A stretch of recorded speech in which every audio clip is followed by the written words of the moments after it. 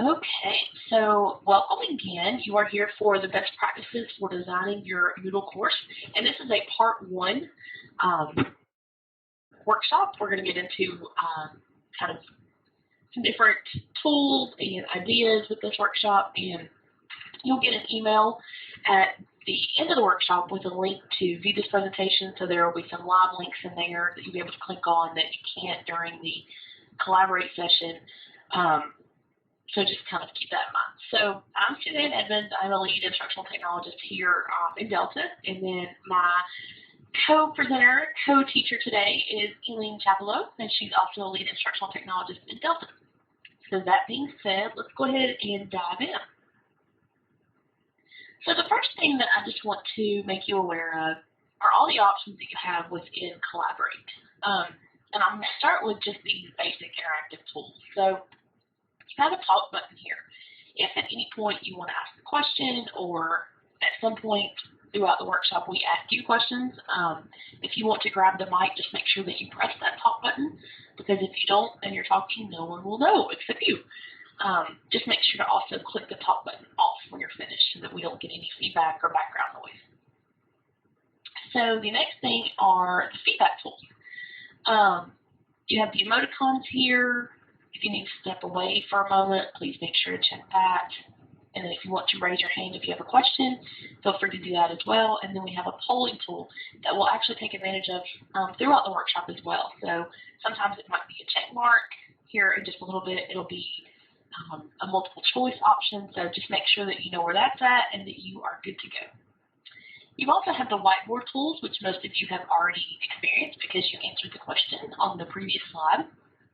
So throughout, again, the workshop will ask you to answer questions, and you're going to use that tool right there.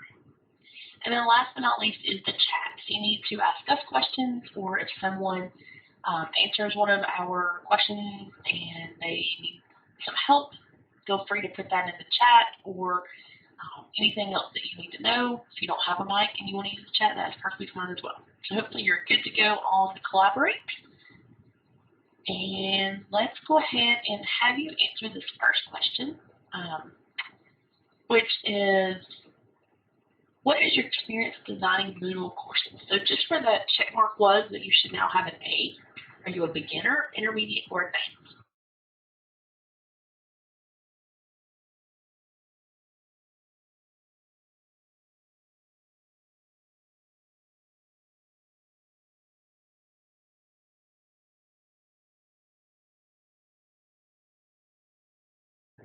All right, so it looks like we have a good mix of beginner and intermediate, and then one advanced. And Bethany, of course, you're advanced. We love that about you.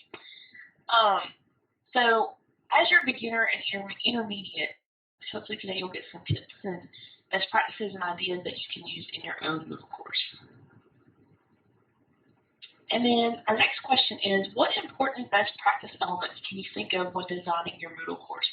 So if you'll use that A, or grab the mic, or throw it up in the chat, what can you think of when you're designing?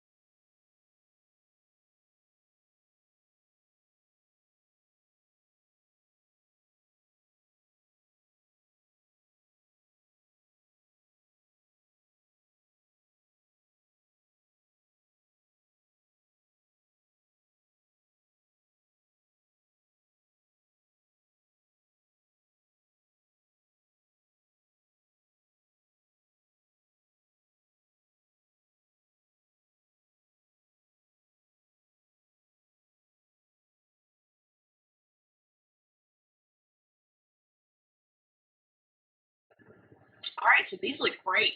I love how it's consistency and organization, making sure that you're editing the content, breaking the content up into segments, making sure that things are easy to understand. Absolutely, these are all best practices, and we are going to cover some of those today as well. I'm going to give you just a second to read over our rationale for learning today.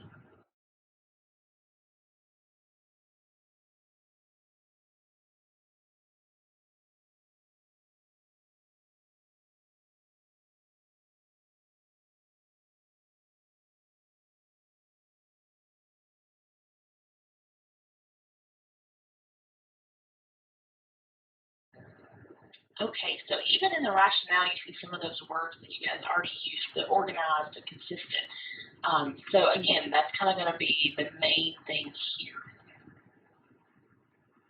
And our goal is for you to be able to at least implement one best practice from today's workshop. So at the end of the workshop, it's our goal that you'll be able to identify best practices whenever you're organizing your Moodle course, use specific Moodle tools to structure your course, and then apply any tips and strategies to deliver that content. Just a couple quick notes. Sometimes when presenters use Collaborate, they're using application sharing and web tours, and while we'll do a little bit of that, we're not going to do the main part of that. We're doing mainly screenshots rather than actual live courses, and that's because we want to save bandwidth because we kind of have larger groups here today just to make sure that everyone can see everything. And then one more reminder that this is simply an overview of strategies and ideas and best practices that you can apply to your own course. We won't be covering the necessary steps in order to add all these things to your course, but we will be showcasing what your course could look like in the end. And then if you need further help, we are actually going to be having a Part 2 workshop on February 22nd, and we'll remind you that again in just a little bit. Or you can contact LearnTech to set up a consultation, and we'll kind of go over that part at the end as well. So that being said, the strategies that we're going to look at today in order to follow the steps in order to have an ideal Moodle course, some of the ones that we're going to talk about, and please note this is not all of them, we're going to talk about planning and communication, organization and consistency, which just like you guys stated on the best practices slide before, that's important. Navigation and design, accessibility is becoming kind of one of those buzzwords that's very important in higher ed. Engagement, and then feedback is how we're going to do it. So that being said, I'm going to turn it over to Ely, and she's going to get into the meat of our presentation today. Sounds good, Suzanne. Thank you. Good morning, everyone. So I'm going to go ahead and move on to the next slide here. Now, before you use Moodle, planning is important, right? You need to think about what you really want to achieve from your Moodle course and what is your objective for this course. Now, earlier that we had a question for you about what makes a good learning experience, and you all had many great ideas. So think about how you can apply these ideas into your Moodle course. Okay, so plan out exactly how you are going to get to your end result is essential. Now, it's like building a house on this screen right here. You need to decide the structure of the house. Now, once you have that narrowed it down, then you can put different pieces in the house. Okay. Now, I know that there are so many technologies available, and it can be great, but it also can be very overwhelming. And one thing that to keep in mind is that you want to let the pedagogy guide the technology, not the other way around. Okay. Now, as you think about planning, one of the things goes hand in hand with that is communication within your course. Now, this communication can be how you welcome your students, and it can be in writing or in video. Right. That being said, I have a short example welcome video for you to watch. Now, this course is a basic sculpture course from College of Design, and it's about I believe it's a minute and 30 seconds video. So I am going to go ahead and play this video on the whiteboard, and I will also paste the link of the video in the chat in case you have a hard time to watch. So give me a few seconds to set it up very quick.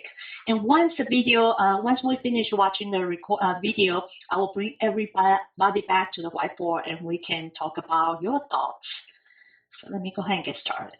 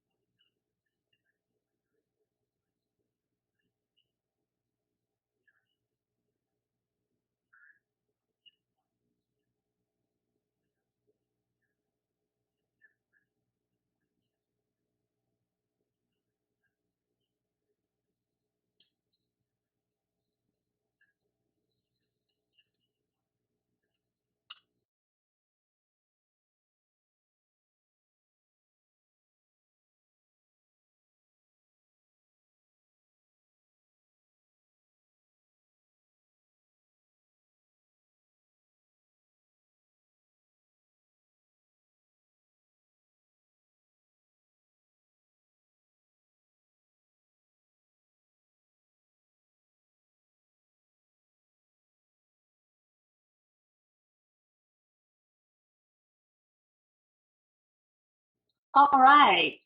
What did you notice about the communication within the video? Go ahead and type your things that you notice about this video on the whiteboard or in the chat. I'm going to give you a few minutes to do that.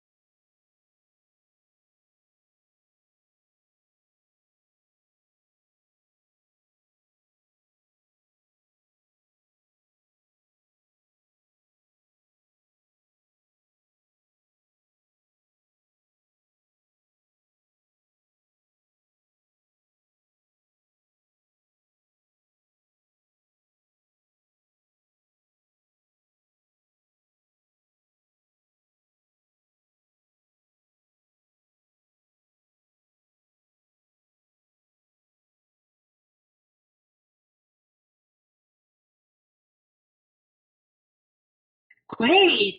So those are the stuff that you all noticed. That's very interesting.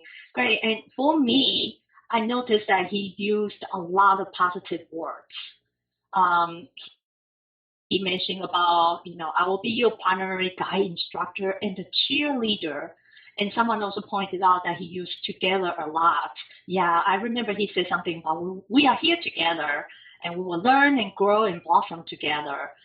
And I also feel like he delivered a very clear, encouraging message. For example, like I have faith in our process and I have faith in you as a student. And he mentioned something about basic sculpture can be challenging, but you must welcome new unfamiliar challenges and find enjoyment in all you do. So for me, I believe this course is I think 200 level course. I might have no experience of doing sculpture, so I might be very nervous and intimidated. But after watching his welcome video, I feel that energy and optimism from him, like someone also pointed out, that I feel less intimidated too. And I also like that some people think that it's visually engaging too, and I totally agree with that too. And that's something I didn't even notice, but so it's really interesting that you point that out too. Great, thank you for all your feedback. Now the example I showed you was about communication in video, right? So now let's take a look at communication in writing. So I'm gonna move on to the next slide here. So now this example is course instruction for course description for microeconomic class. So I would like you to go ahead and read these two examples. And once you are done, I will bring everybody back to discuss about this example. So I'm going to go ahead and take a minute to read these examples.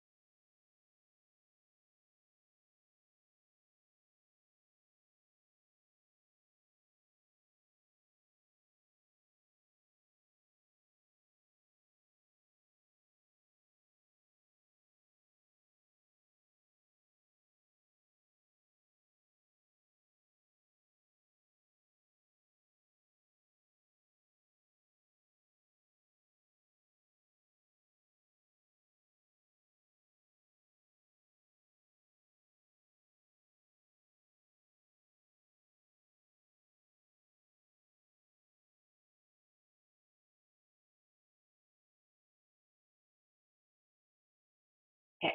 So how is everyone doing? Do you still need more time to read these two examples? Give me a green check if you are done and give me a red X if you are not done. Awesome. So everyone is done great. So what do you, which example does it motivate you as a student? Go ahead and give me, thank you, Suzanne, change the poll to A and B. Go ahead and choose your choice.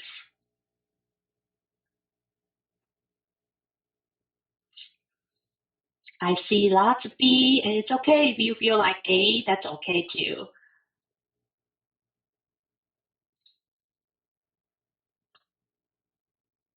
Awesome, looks like everybody has choose their answer.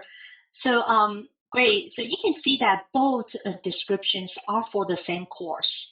It roughly contains the same information, but the language used to convey that information is very different.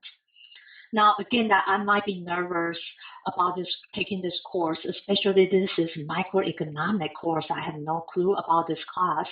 But then when I read the example B description, it got me excited about learning this subject, especially, while everyday choices I make, it can affect, and it goes with microeconomics principles.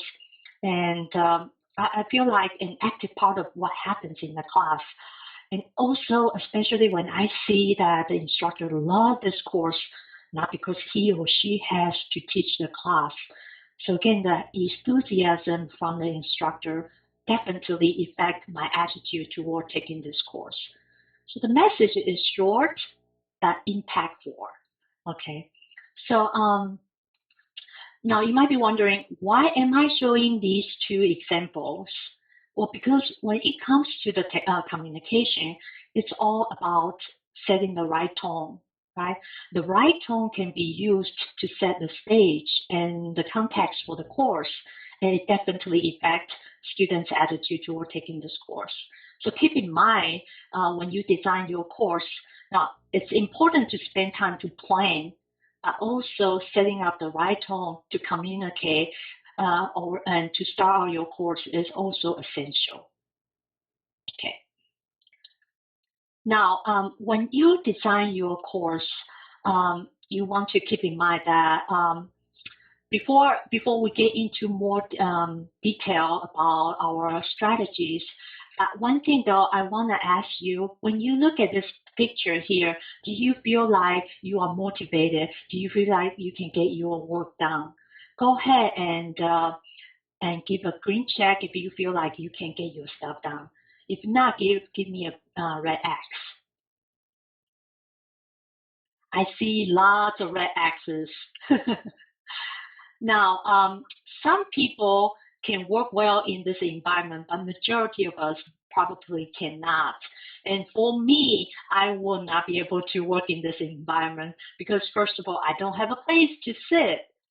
And everywhere, all the information are all scattered around. It's really hard for me to find a book that I'm looking for. Okay. Now, how about this right here, this environment? Give me a green check if you feel like you can get your work done working in this environment. Yeah, I see a lot of green check. Me too. I feel like, oh, I can breathe. I have a place to sit. I even have a place to sit down and also reflect what I learned in the back. Now I have books on the shelves that I can easily locate them. So so think about this environment. It's like your online environment. Okay, organization is so important. Okay, so when you design your course, you want to keep in mind that, especially when we are using Moodle, you want to use Moodle as a launch pad, not a dumping ground.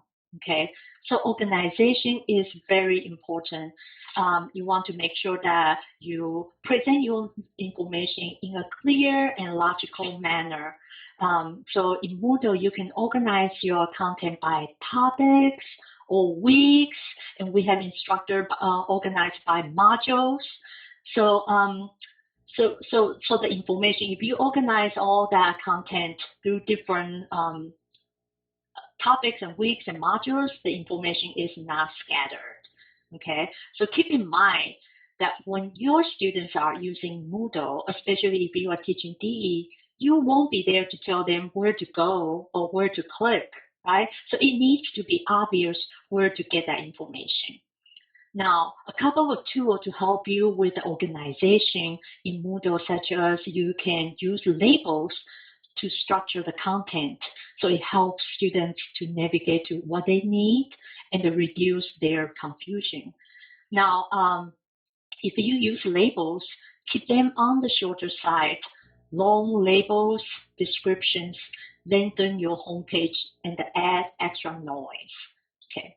Now you can also use indentation to prevent long flat lists to help identify related items. Have you ever gone to the website that the information just keep going and going, the page just keep going and very lengthy? We call that scroll of death. Have you all experienced that? If so, that you want to try to avoid that happening in your Moodle course. Now in Moodle, you can use set pages for details, so the homepage won't be too lengthy. So a couple of tools that you can use, such as NC State book and the page. And later we will talk to you more about what these tools are, and we also have examples to show you as well. So I know that earlier about we have an icebreaker. Someone mentioned about you wanna break content into segments.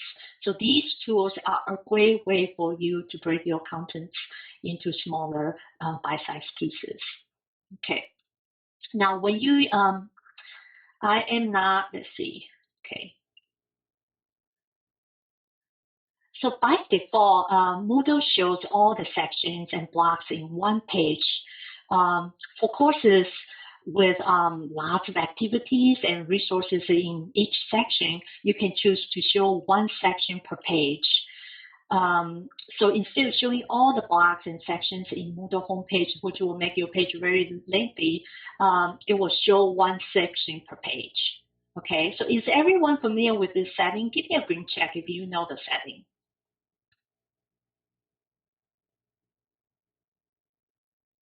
I see some green check and I also see some red X's.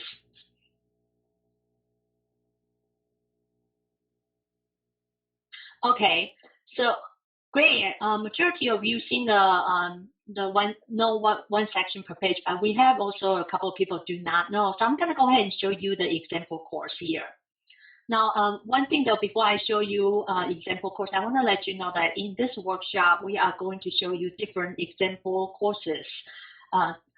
But you all have access to these courses after workshop. And Suzanne already mentioned to you that we are going to show you using the slideshow because to save the bandwidth. But if you want to look at it in more detail, you all have access to these courses, and the link is on the last slide. Okay, now each course has some best practices examples that we want to showcase to you, and I hope that it gives you some ideas and inspirations to apply to your course. So this course I'm showing you is EAC 580, and that's actually taught by Dr. Donna Patherbridge, and we want to thank her for allowing us to use her course as an example.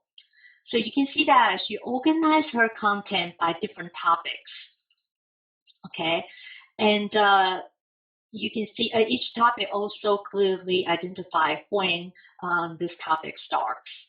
Okay, now also each topic also has a clear description to help students to understand that what they will be learning in this topic.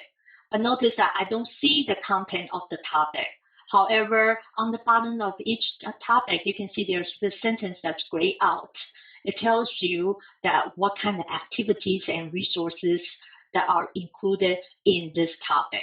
So if you want to see them in detail, so for example, if I want to see topic 2 detail, so I can simply just click on topic 2. Now, it will show me, I'm going to go ahead and move on to the next slide here. It will show me the content of this topic 2 in here. Okay. Now, you can also see that she organized her content by using labels. Okay.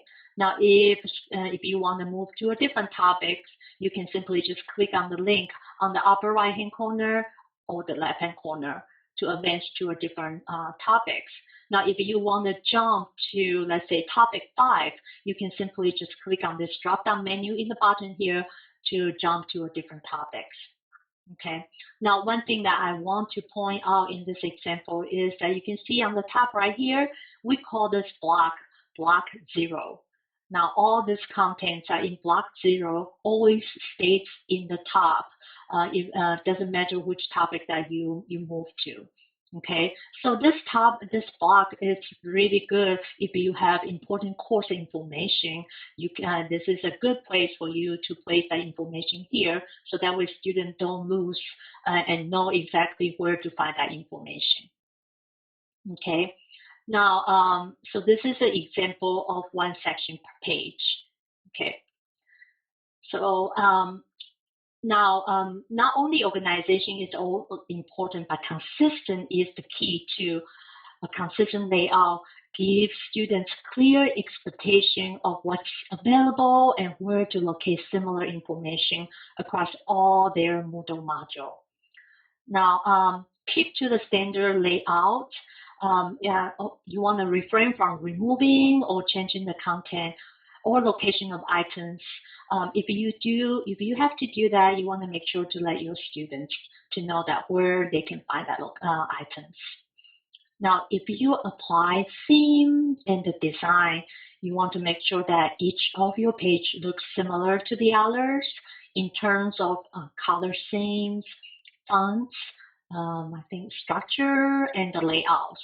So it can be very jarring for your students when each page of your site looks a little bit different from one another. They might start to wonder that if they are in the right place, right?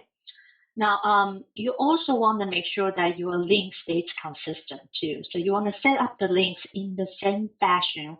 So what I mean by that is that if it's an external link, we recommend that you want to set a link to open to a new window, so students don't lose the Moodle homepage. Now, if it's an internal link, you want to open the same window. So be consistent in how you set links to create a consistent user experience and the expectation. Now, earlier we mentioned about NC State book can help with organization, but it can also help your content to stay consistent. So for those of you who are not familiar with NC State book, what this tool does is that it allows you to create a set of web pages that are linked together through a table of contents. So you can present multiple pages of content where there's only a single entry point from the main course page. And we will take a look at examples soon. So you might that will help you to better understand. Now, when you have a consistent content, it helps students to focus on learning. Okay, so I want to show you an example course here. This course is PRT 358. It's a recreation program planning course that was taught by Dr. Annette Moore. And again, we want to thank her for allowing us to use her class. So let's go ahead and take a look at how she organized her content. You can see that she organized her content by using different milestones and the title of the milestone. Following with that is she did a banner for this milestone, and below that is the description and the learning objectives. Now, for this milestone, there's specific tasks that students will need to complete. Now, if I move on to the next one is, again, that she also organize the content by milestone, and it starts out with the title of the milestone. Following with that is the banner, and with a clear description and learning objectives, and again, tests to complete.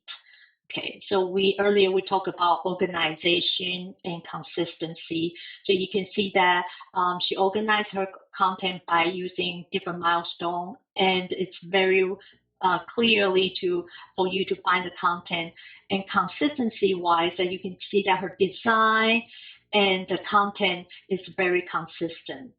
Okay, one thing though I do want to point out is that you can notice that she has, for each milestone, she has a specific tasks that she wants students to complete. Now, instead of listing all these tasks in a Moodle homepage, which will make the page really lengthy, right? But instead, she used this NC State book for details.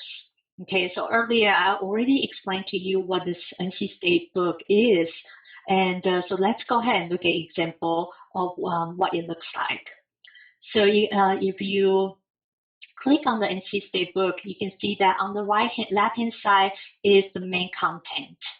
Okay, now you can navigate to a different tasks by going to this, click on this green arrow piece. Or you can navigate the content by using this table of contents on the right.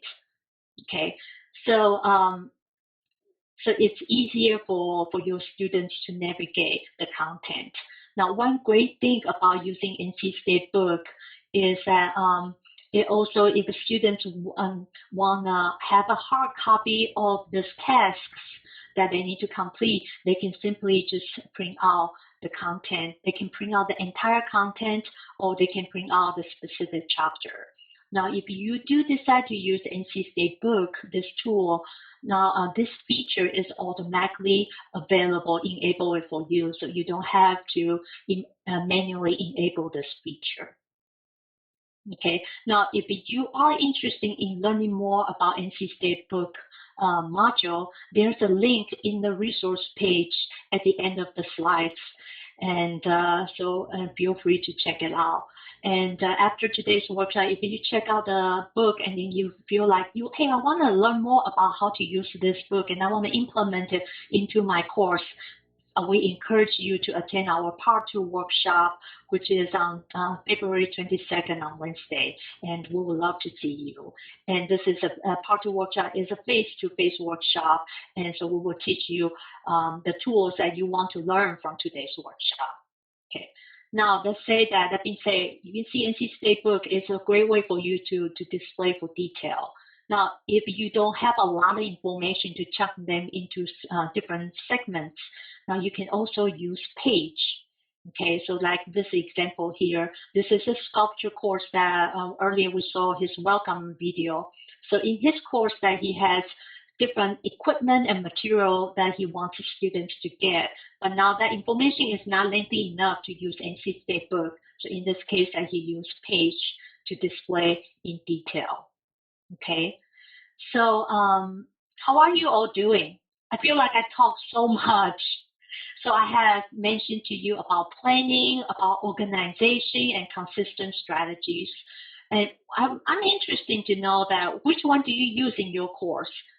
Now, if you don't use any, which one would you like to begin using? I'm going to give you a few minutes and go ahead and type it on the whiteboard or in the chat.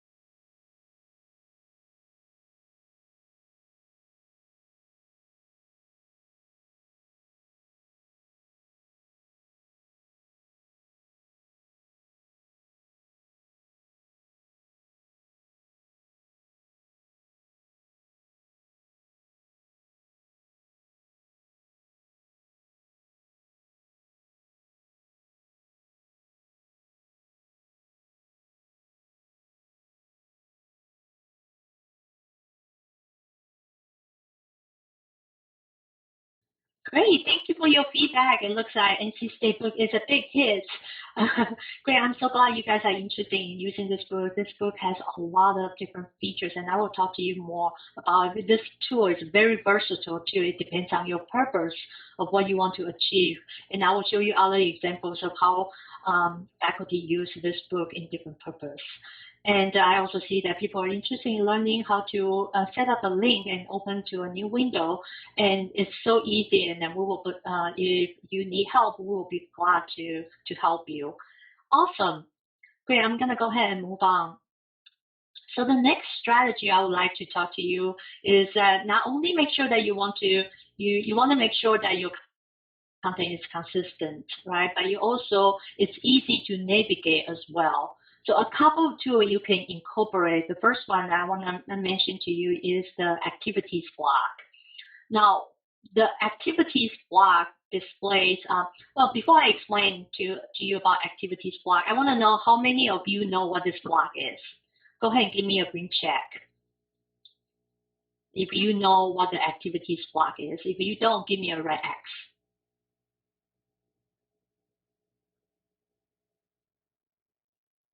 Okay, I see the majority of you don't know what this is.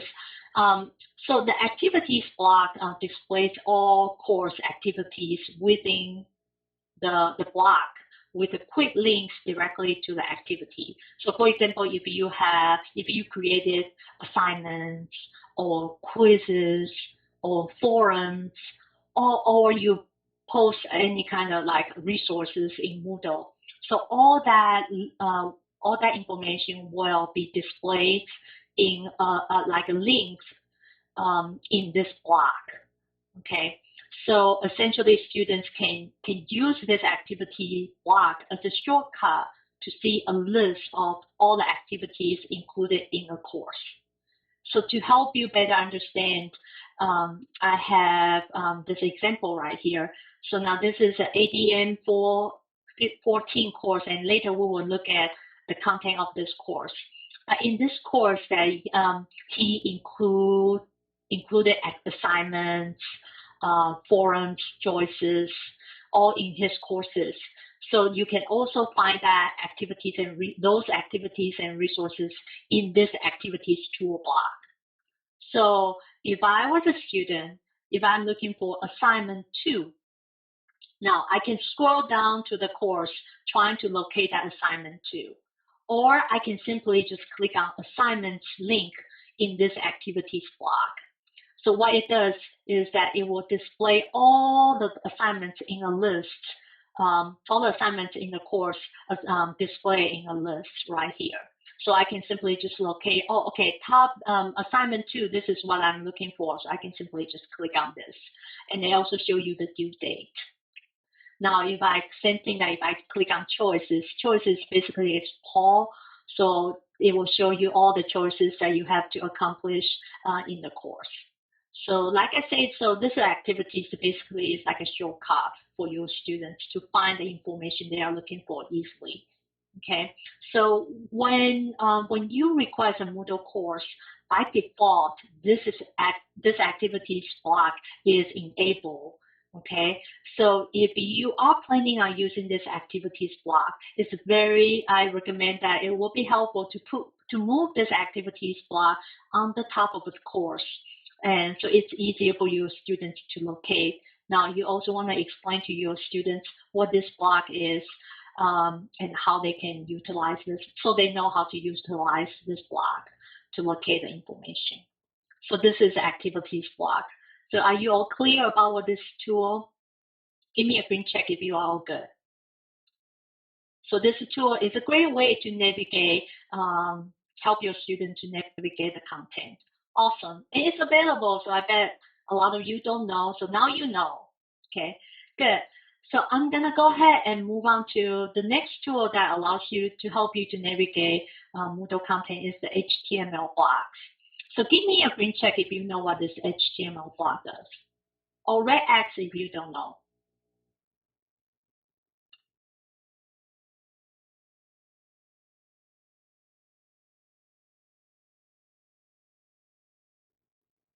Great, so that's okay if you don't know what this block does.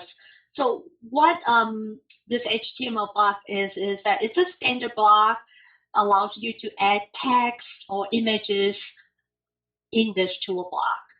Okay, so this tool block has HTML editor for allow you to format your text, add images, and create links. And the block is customizable, so you can use this for a variety of purposes. So some instructors use it for instructor contact information, which is very helpful, especially if you are teaching PE courses. You can use this block to put your contact information and also put your picture in that block too, so students can put your name and face together. Now, some people also use this block for technical support or supplemental course materials. So essentially, like I say, it depends on the purpose of how you want to utilize this block, and you can name the block according to the purpose. So that being said, I want to show you this example here. Now, this is Donna Pathersbridge's course example that you all saw earlier. So in her course, she used this HTML block. She used this block as she named it as a useful links, and she put the links that she thinks students might visit these pages more often. So she included links in this tool block, and she named this HTML block as a useful links.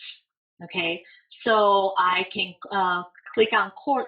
I can try to find a course schedule in the course, or I can simply just click on this course schedule link. And it will, I'm trying to advance to a next slide. I was having a hard time. So, okay, so then it move, so it will, if I click on course schedule, it take me directly to this page for the course schedule. Now, same thing, if I click on, like for example, instructor's contact information, now it will take me to the page for that information. So this is another way to create a shortcut to help your students to locate the information that they need. Okay, so are you all clear about what this tool block does? Give me a green check.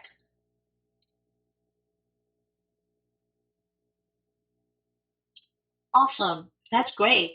So now if you are interested in learning about how to create this tool block in your Moodle course, I welcome you to come to our Moodle Part 2 workshop or contact our LearnTech, and we will be glad to help you.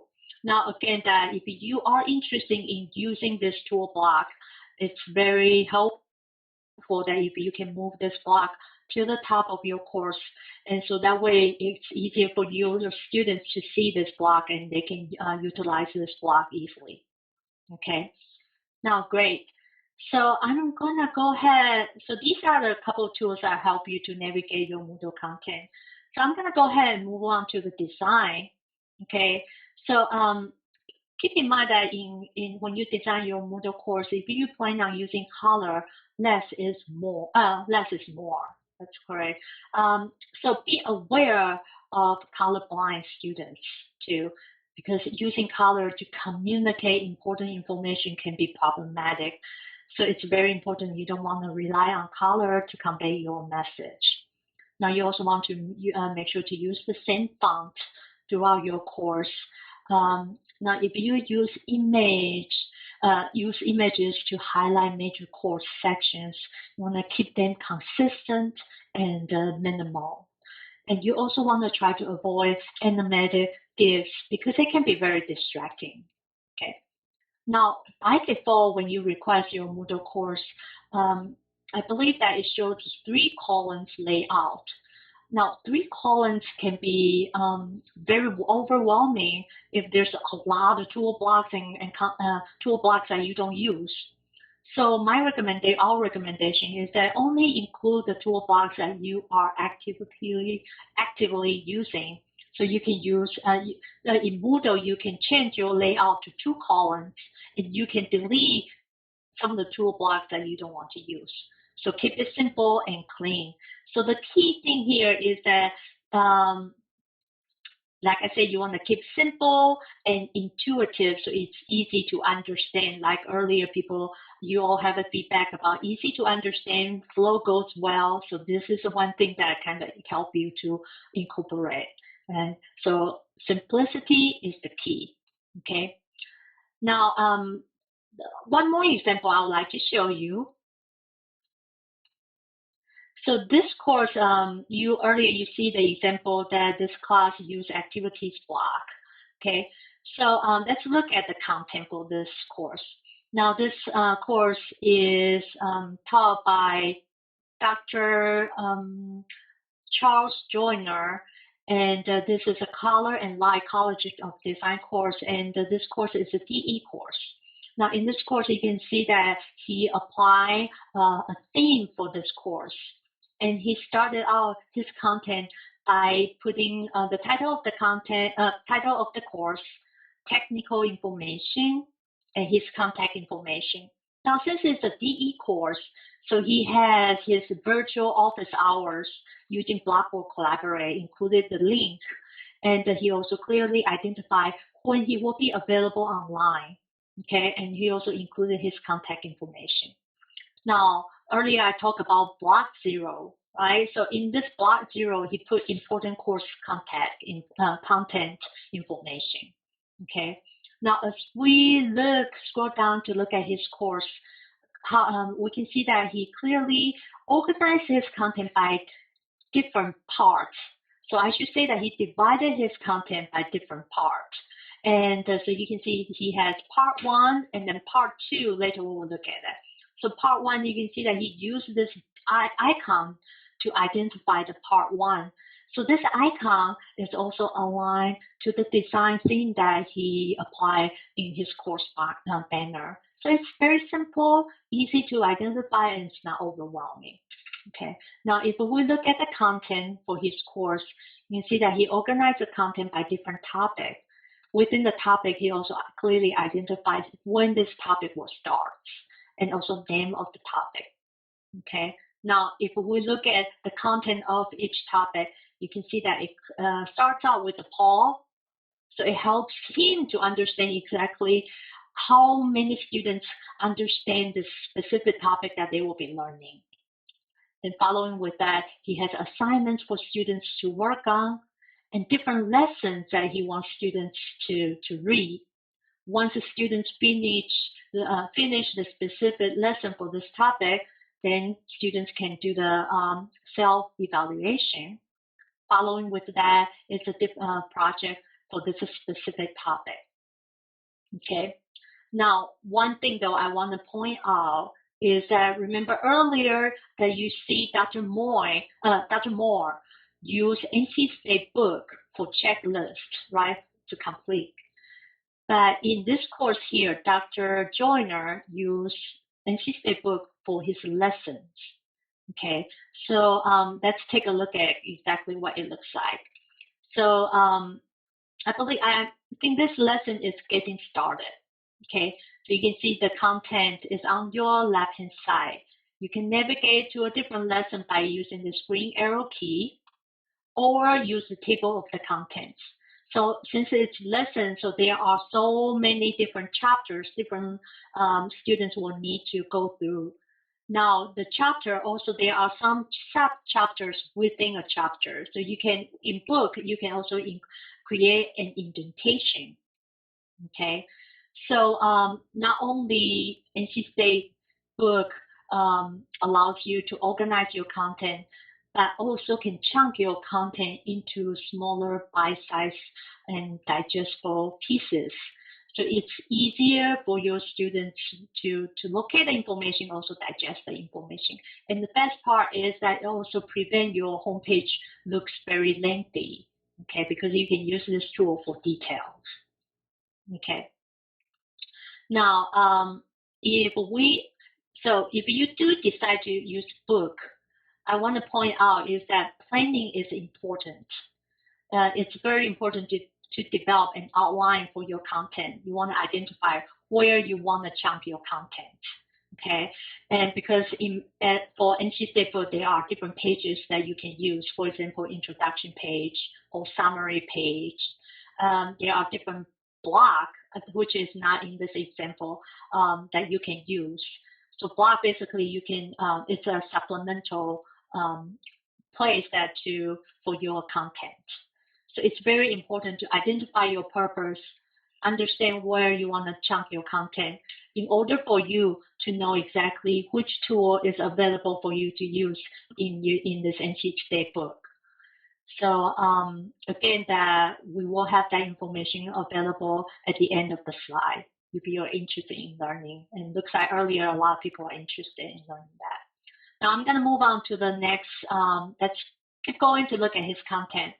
So as you can see, week 6 and topic 6 and topic 7 are all have a very consistently content. Now in topic 8, you can see that after topic 8, all the content is not available. He hides the content. So you can see he basically only show the content that is available for this specific week. And some instructors like to do that and some don't. So it really depends on if it works for you or not.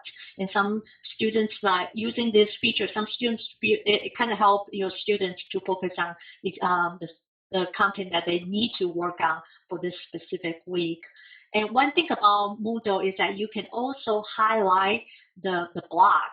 I don't know if you can see, you see, Suzanne, that there's a highlight in this. Okay, on my screen I cannot see. So basically you can highlight the specific block, so it helps your students to know exactly what topic that they need to work on. So this course was designed by using the older version of Moodle.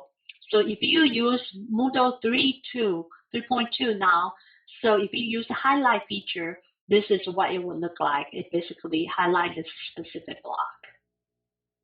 Okay, so these are the, let me go ahead and see if there's any. Okay, so these are the examples I show you and strategies I want to share with you. So I am going to go ahead and move on for Suzanne to share with you our strategies. So go ahead, Suzanne, take it away.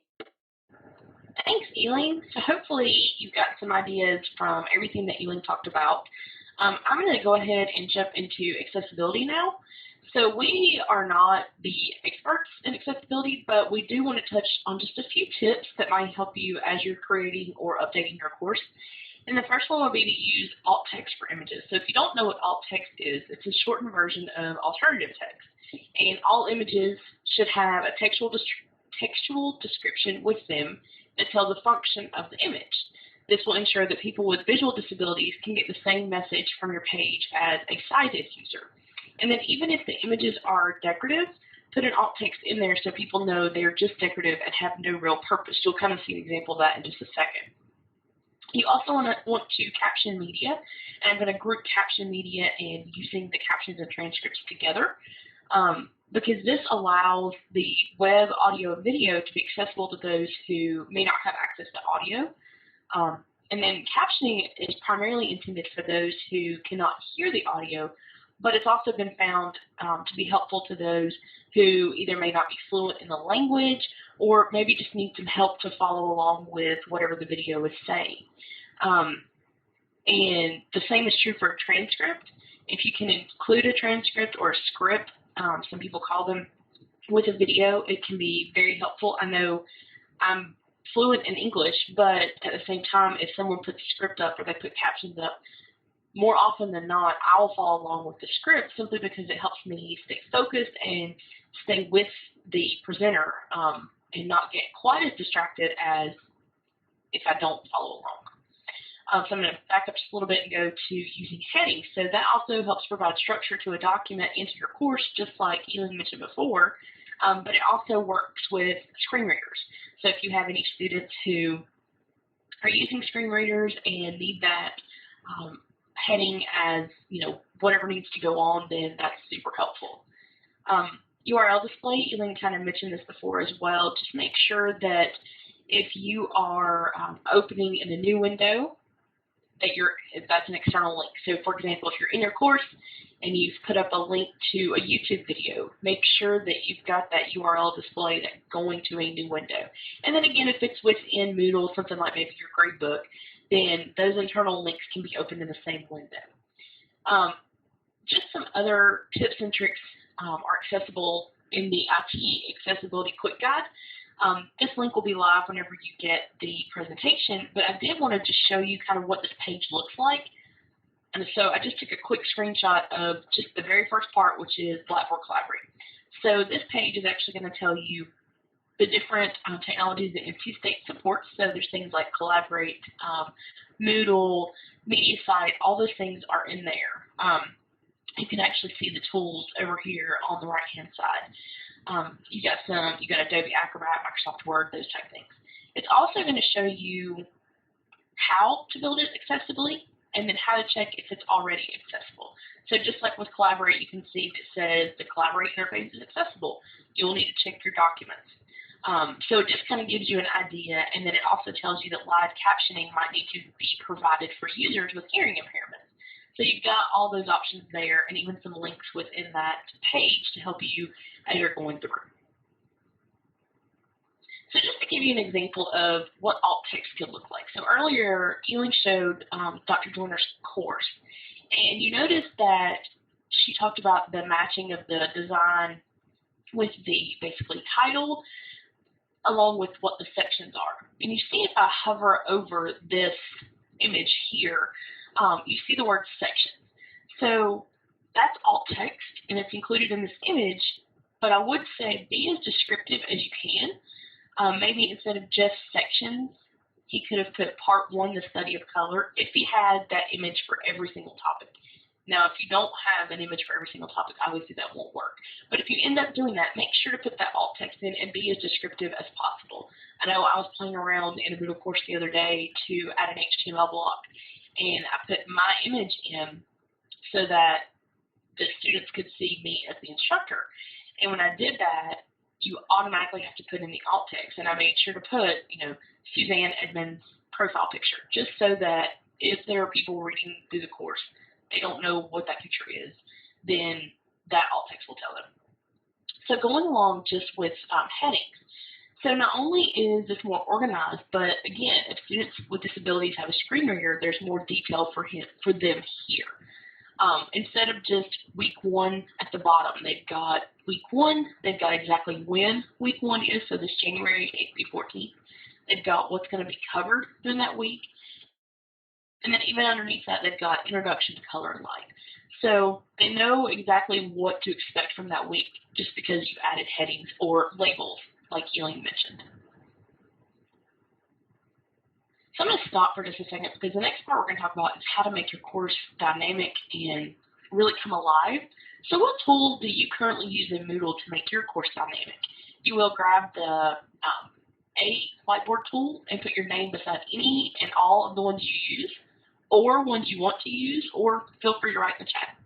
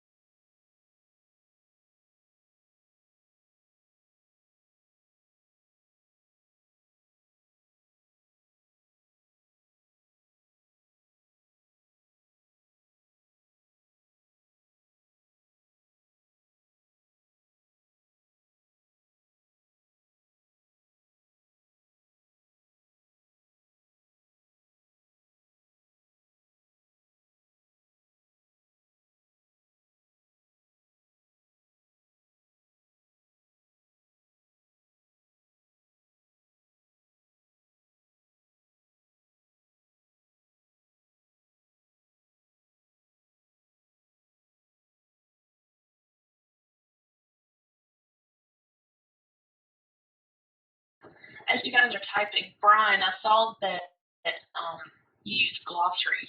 Can you tell me how you use it? You can type in the chat if you want.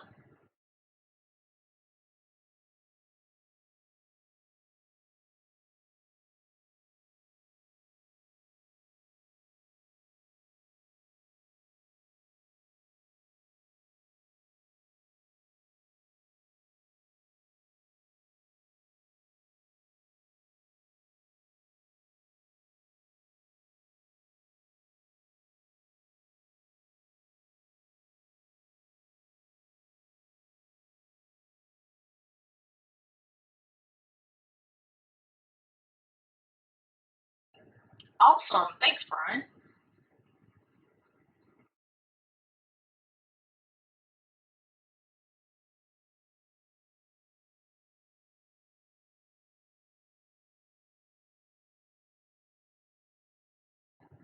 All right, so it looks like you guys are using quite a few different things.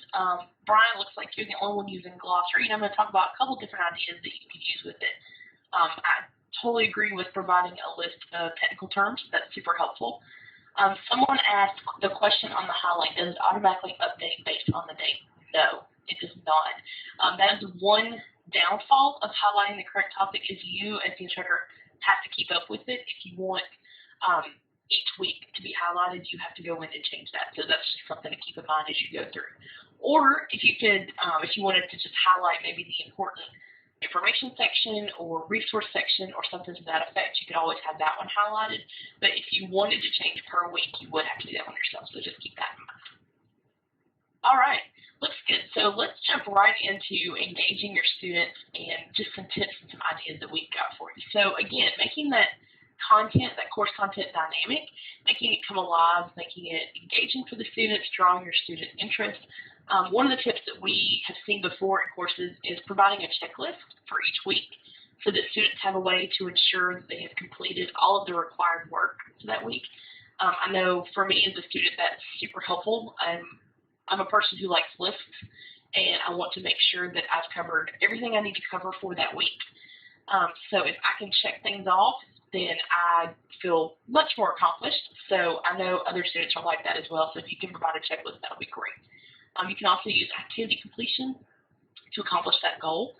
And then if you're interested in using activity completion and aren't quite sure what to do, again, you can contact LearnTech on the final slide, and someone from LearnTech will definitely be able to sit down and show you how to make that work and what that is.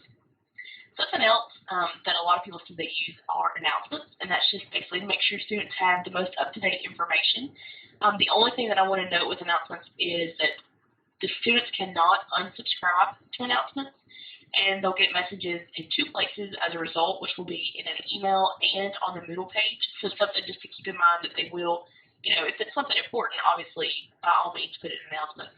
Things like if we have bad weather and class is canceled, or if the test that they studied for is going to be moved. Something to that effect that could go in announcements that would be super helpful for them.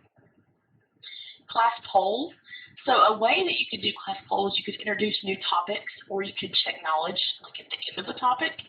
That could kind of be like I did elementary school, I taught elementary school for a while, so a lot of things we did were like KWL, so what you know, what you want to know, what you want to learn. You could kind of do the same thing with the class polls or the introduction of the topics that way. And then you could do the glossary. I know Brian mentioned with the technical terms. You could also do a word of the week. And that could be a vocabulary word or a descriptive word about what the students are going to be learning that week, or just something important for that week that the students are going to need to know. So something to keep in mind is using that glossary. I know that's not usually a widely used tool, so something to keep in mind. And then again, highlighting that current topic and revealing the blocks as the course progresses. And this can be an effective practice for you to either highlight, like I mentioned before, the important information or that current weekly or topic module content by bringing that to the top of the block. Just make sure, like I mentioned before, to be consistent because you are the one that has to control if you want to move that highlight or not. So just to kind of show you what some ideas are for the dynamic and the engaging content. So at the very top, you see this course is Dr. Petherbridge's course. And so you've got your course and Moodle orientation. So you've got your topic. Then you've got your description. So it also shows you, kind of what you're expected for the week, expected to do for the week, what you're expected to learn, even, about the quiz. If you don't make 100 on the quiz, you can still get all 10 points for the orientation if you work through the module. As soon as you finish it, start on the reading. So just some tips in there from the instructor. What I really like is that it shows you exactly how many pages, how many NC State books, how many URLs, how many quizzes, how many forum posts, how many assignments that I'm going to have to do that week. So as a student in this course, I kind of know just by glancing at which weeks are going to be the heaviest, and that will help me with timing and what I need to accomplish. So that this is showing one topic per page, and this just, again, shows the students kind of a broader view of what's expected with them that week. And then the bottom screenshot shows that it's a good idea to put those notes or any other descriptions into a block. So, for example, they've got the resources for the major course project, and then there's even a note that says these come later in the semester. So it's just simply a label. Elaine talked about labels earlier. They can help organize, and in this case, provide notes to students. So these students know, okay, I've got to start looking at this because it's going to come later, but I also know that they're major course projects. So again, that helping with the timing for your students and making sure that they are going through at not only their pace, but making sure they're completing everything as well. So the other thing is soliciting feedback, and I think this one kind of goes to the wayside at times. So we want to make sure that you're asking feedback from your students. So your students are going to be the experts. They're going to be the ones to be able to tell you if you've set up your course well, if they found your course user-friendly, if they had issues, etc. Something that we like to tell faculty is to ask mid-semester. The feedback that students provide about your teaching on their end-of-semester course evaluation, they can be valuable in helping you improve and refine your teaching for the future courses. But when you ask mid-semester, student feedback has the additional benefit of allowing you not only to hear your students' concerns while there's still time to make those changes, but then you can go back and ask for more feedback after you've made the changes. I worked with a textiles instructor not too long ago, and she actually took advantage and asked mid-semester feedback and then changed some of her teaching practices based on what her students said they needed or didn't really get a lot out of. And some things she couldn't change, obviously, but the things that she could, and she went back and asked her students later, really made an impact on her teaching and their learning. So just something to keep in mind as you're going through with the feedback. And then, okay, so what do I ask? Ask for constructive feedback. Ask what works in the course, what doesn't work. Your students are going to be the experts again. But one other tip would be to add a colleague to your course and get their feedback as well. Sometimes you're so close to the course and the content that you kind of forget to ask others' opinions that are kind of outside of what you do, simply because you're so into it. You're like, oh yeah, this makes sense, this is good, but sometimes it doesn't. So just make sure that you are asking students and maybe even colleagues as well. And then another idea would be to request a course quality review from Delta. So again, this link will be live whenever you get the presentation, so you'll have a little bit more information. But basically, this is a 4 to 6 week process. And then this link will give you some more information along with instructions on what to do in order to have your course reviewed. So just a couple ideas from, again, Dr. Petherbridge's course here. At the very top, you've got your evaluation links. And if you notice, you've got evaluate the course and evaluate yourself and your peers. So this is a good idea to take full advantage of all different types of feedback. So you've got the different course feedback. You've also got, if students have worked in groups, they've got to do their peer evaluations. And then even self-reflection is very helpful for students and teachers in general. And then at the bottom, you've got the information on how the evaluation might be used. So here you've got when it opens. You've got where to go to do that evaluation, and then what happens if you need help. You've also got this instructor, Dr. Petherbridge, she also put specific examples of how the evaluations might be used. And then I really want to bring your attention to two other pieces. And this one is just to let you know the evaluations are anonymous, so that reminds students once again if they've forgotten or didn't know. And then the very last paragraph where it says, it's okay if you're thinking, sorry, Dr. P, your course was not my thing, and I would like to forget it happened. But I do want you to be aware of this, as I know most of you take other courses. So giving students that permission to put those negative things can sometimes mean a world of difference. Not saying they're going to put those negative things, but if you've given them the okay, they're probably feeling more comfortable about doing it. So what kind of questions and feedback can you actually ask? The tools that you can use are, you can use Qualtrics. This is NC State's survey tool. You can use Google Forms. And you can choose for the Google form to be anonymous or linked to Unity ID. So if you really want to know who said what, you can do that. And then there's SurveyMonkey, and then there's other survey tools out there as well. There's plenty to take advantage of. And I'm going to show you actually some questions that can be asked during the mid or in the semester. So I'm going to use an application sharing in just a second. You do have access after the workshop to these questions, but I do want to show you just what they could look like. So bear with me 1 second, and I'll get this application sharing going.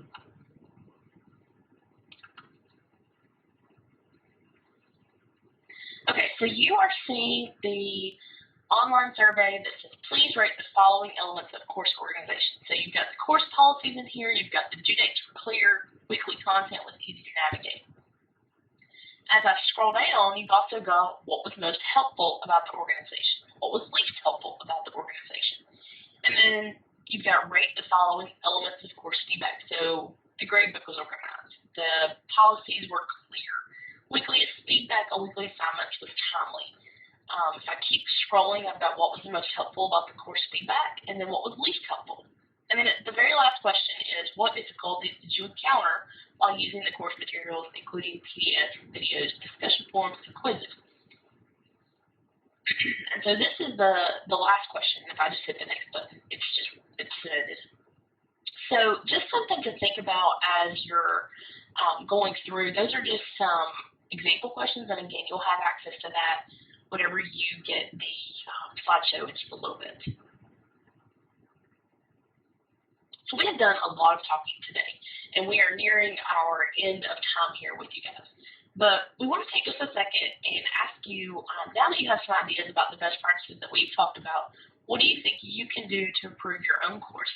And again, there's something up on the whiteboard or the chat, or feel free to grab the mic as well.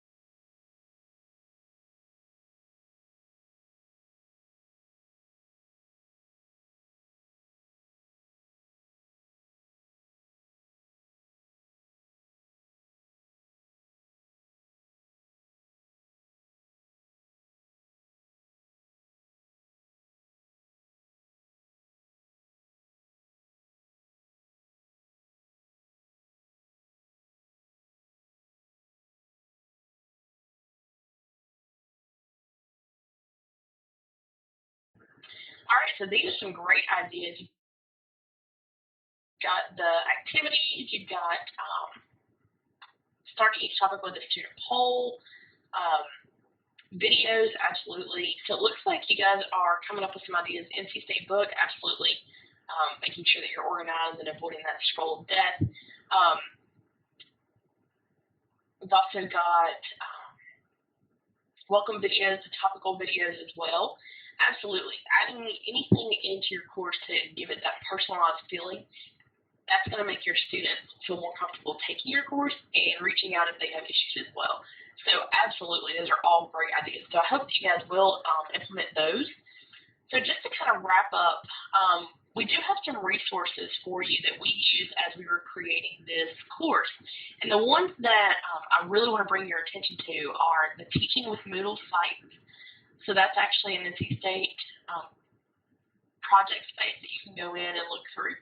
The Qualtrics survey, so these are the questions that I showed just a few moments ago. And then the Intro to NC State book module. So that's going to be the one that you guys are probably going to want to look at the most based on some of your comments about wanting to incorporate the book module. So I want to just stop for a second and ask if there are any questions before I go to my next couple slides.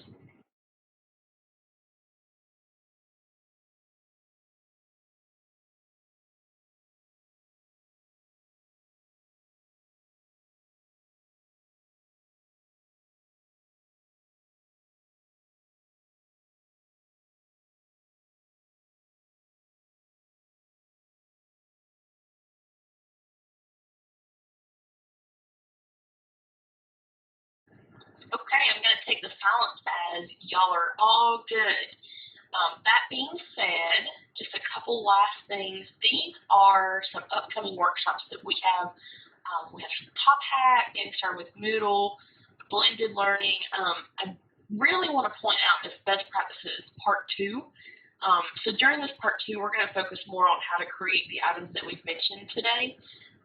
But it's going to be in a face-to-face format. So it's a brand new workshop. Ely and I are creating it, and it's actually based on requests from participants of this part 1 workshop. So many people wanted to see exactly how to create things like the NC State book or a page or an HTML block that we decided that it would probably be important to go ahead and just make a part 2 workshop to have everybody come and have it be a workshop base with also some time to play around in your own course and make sure that you are ready to actually implement those tools and features. That being said, if you will, follow us. We have Twitter, and earlier I mentioned about the YouTube video. I'm working on a video now about how to add an HTML block to your course. So that'll be up there within the next couple weeks, so be sure to look out for that. And then we've also got Facebook. And these, again, they're live links that you're going to have whenever you get the slideshow this afternoon. And then finally will be our evaluation. So we changed the way we do evaluations a little bit. If you have been to our workshops before, you typically did FDMS, and the most recent workshop was at the top. That's changed now. We're going to put the link in the chat in just a second. But what you're going to do is go to that website and then make sure when you go to Google form that you choose this best practices for designing your Moodle course part 1, because that's going to be the one that we taught today. And then we're going to put our link to our presentation in here as well. But again, you'll get that in email, and Ely and I are going to go ahead and stop the recording. But we will be around if you have questions or just need some clarification or want to see anything extra. Otherwise, thanks for coming.